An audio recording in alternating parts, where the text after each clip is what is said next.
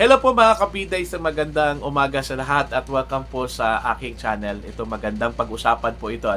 Ito pong nangyari ngayon sa ating bansa. Particularly, ito hong nangyari sa national budget po natin.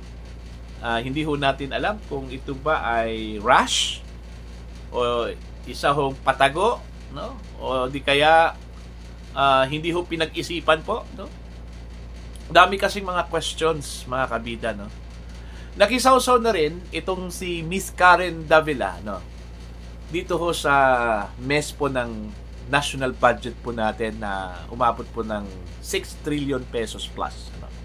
Na inapprove po ng Bicameral Conference Committee, ano? Dami hong mga questions doon ho sa kanilang inapprove na budget. Dami hong nawala, dami hong dinagdagan, at saka meron ding binuhay. So, kung saan ba ding salita po mga kabida, hindi ho natin alam ngayon kung saan ho yung direction po ng Marcos administration. Ano? Okay?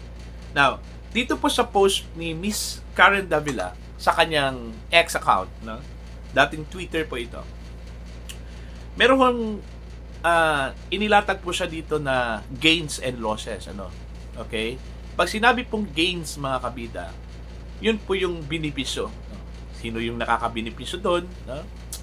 Tsaka pag sinabi pong losses, yun po yung mga nawalan. Ano? Okay? Dito ho sa kanyang post, unahin natin yung mga losses po. No? Isa po ang DepEd, mga kabida, ang nawalan po. Okay?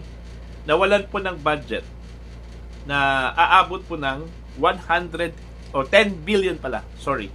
10 billion pesos para sana yon sa digitalization.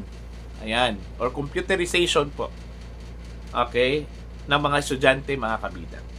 Sa Department of Education. Ayan. In fact, dito ho sa tweet po or sa X account po, post ni Miss Karen Davila, ang sabi po niya dito, mga kabida, ano po? Okay?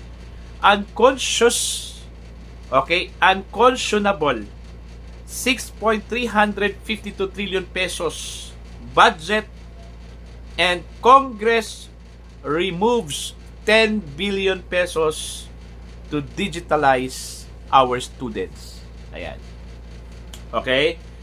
As it is, Filipino students are left behind with digital skills compared to our ASEAN neighbors. We should put our money where our mouth is. Okay? May sagot po dito, mga kabida, yung mismong Department of Education Secretary, no, na si Sani Angara. Ang sabi po niya dito sa kanyang sagot doon ho sa sa post po ni Miss Karen Davila sa kanyang X account. Okay? 10 billion pesos was out from the proposed 2025 computerization program of the DepEd. That could have funded thousands of computers, gadget for our public school.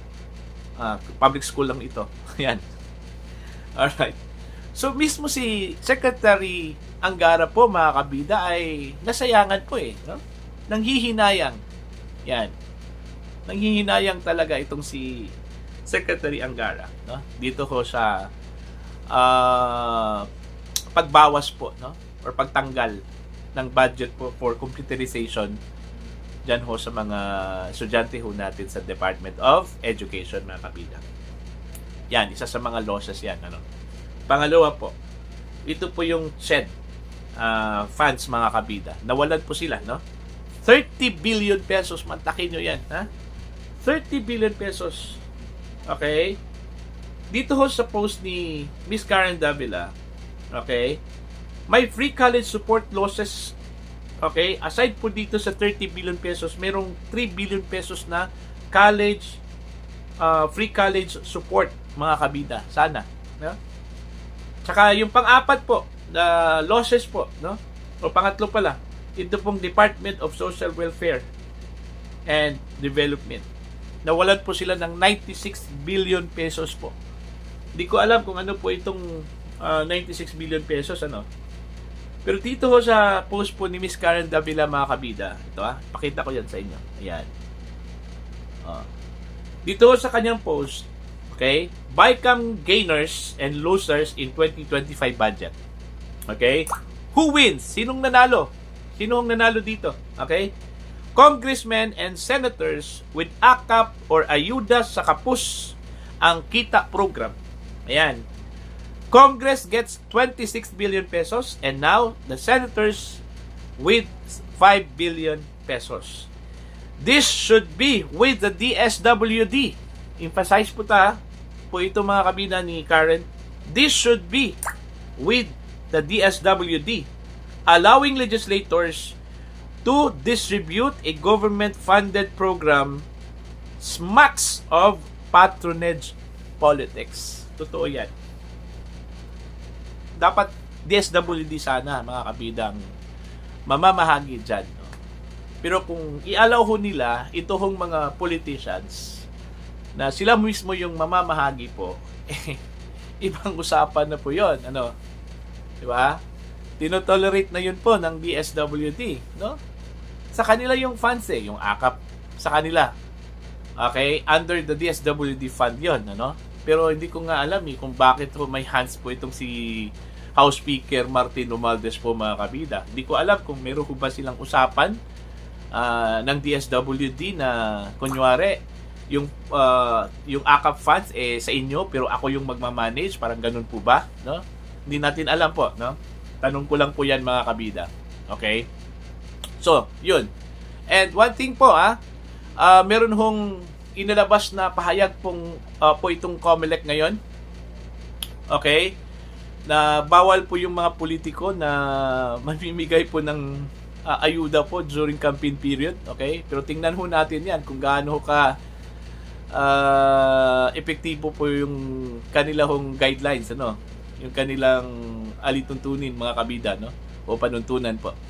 Kasi po, for how many years na po, in the past elections, mga kabida, wala hong naparusahan dahil ho dyan sa pamimigay po ng mga cash assistance. Ayan, no?